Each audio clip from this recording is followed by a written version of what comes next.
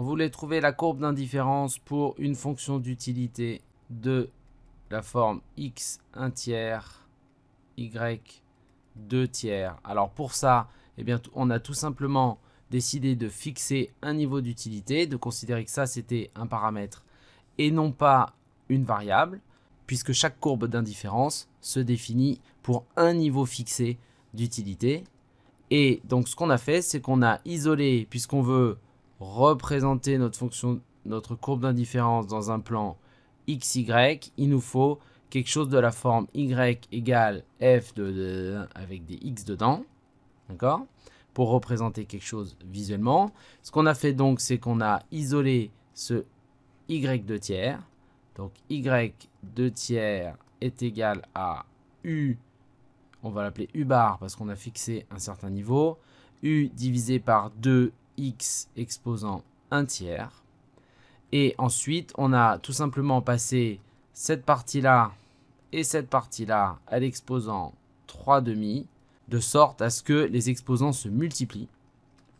Donc, on a y exposant 1, puisque 3 demi multiplié par 2 tiers, vous voyez, le 2 s'annule, et le 3 s'annule aussi. Donc, y exposant 1 est égal à u bar exposant u bar divisé par 2, exposant 3 demi, que multiplie 1 sur x exposant, alors le x est à l'exposant 1 tiers, et tout ça, le 1 sur x exposant 1 tiers est à l'exposant 3 demi. Donc, qu'est-ce que ça donne? Eh bien, x exposant 1 tiers, donc ça fait y, puisque y exposant 1 égale y, égale u bar divisé par 2 exposant 3 demi, que multiplie x exposant moins 1 tiers, puisque quand je mets 1 sur x exposant 1 tiers, c'est égal à x exposant moins 1 tiers, que multiplie 3 demi.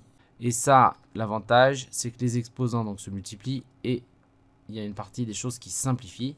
Donc, y sera bien égal à u bar sur 2 exposant 3 demi, que multiplie x exposant moins 1 demi. Ou 1 sur racine de x, comme vous voulez. Donc, voilà l'équation de notre courbe d'indifférence. Cette courbe d'indifférence, on peut la réécrire comme ça. Y égale u divisé par 2, u bar divisé par 2, exposant 3 demi, que multiplie 1 sur racine de x. Quand x tend vers 0, alors ça tend vers l'infini, et ça bouge pas, puisque ce n'est pas une variable. Donc, notre courbe d'indifférence tend vers l'infini quand x tend vers 0. Notre courbe d'indifférence, si on devait l'exprimer en fonction x, en fonction de y, pour connaître la limite, on aurait donc u égale 2x 1 tiers, y 2 tiers. Donc si on réécrit ça, ça fait x 1 tiers égale à u divisé par 2 que multiplie 1 sur y exposant 2 tiers, u sur 2 exposant, si on passe tout à la puissance 3, pardon, on passe tout à la puissance 3 pour annuler, et donc si on passe tout à la puissance 3 pour annuler l'exposant du x, on va se retrouver avec x égale u sur 2 puissance 3 que multiplie 1, que multiplie donc y moins 2 tiers, vous voyez, que multiplie y moins 2 tiers que multiplie par 3 parce qu'on passe tout à la puissance 3. Donc le 3 s'annule, il reste y exposant moins 2. Donc si on exprime tout en fonction, si on exprime x en fonction de y par rapport à la courbe d'indifférence, on va se retrouver avec x égale u. En fait c'était u bar, hein, on a fixé un certain niveau d'utilité. Hein. U bar, c'est-à-dire que on dit que c'est bien que ça bouge pas. U bar égale u bar sur 2 exposant 3 que multiplie y moins 2. 1 sur y au carré. Et évidemment, quand y tend vers 0, tout ça, ça tend vers l'infini. Quand y tend vers l'infini, ça tend vers 0. Calculons maintenant la dérivée première et la dérivée seconde de mon équation de ma courbe d'indifférence pour vérifier qu'elle est bien décroissante convexe. Donc là, j'ai l'expression de ma courbe d'indifférence et je vais dire que c'est égal à une fonction de x, puisque ça, y dépend ici de x. Je vais la réécrire pour qu'elle soit plus facile à dériver. Hein. On ne va pas non plus se compliquer la tâche. Donc ça fait u sur 2 exposant 3 demi que multiplie x exposant moins 1 demi. Alors dérivons ça. F' de x, ça va être égal donc à quoi?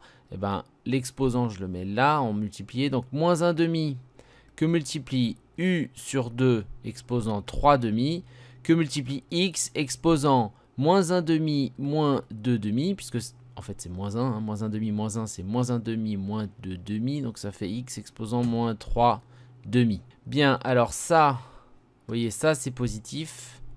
Ça fait 1 sur x exposant 3 demi, c'est positif.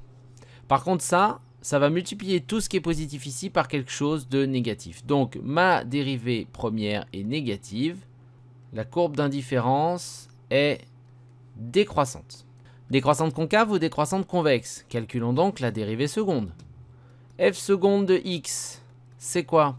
Eh bien, je vais mettre mon exposant encore une fois ici. Donc, ça fait moins 3 demi que multiplie moins 1 demi de u sur 2 exposant 3 demi, x exposant moins 3 demi moins 2 demi, c'est-à-dire moins 1.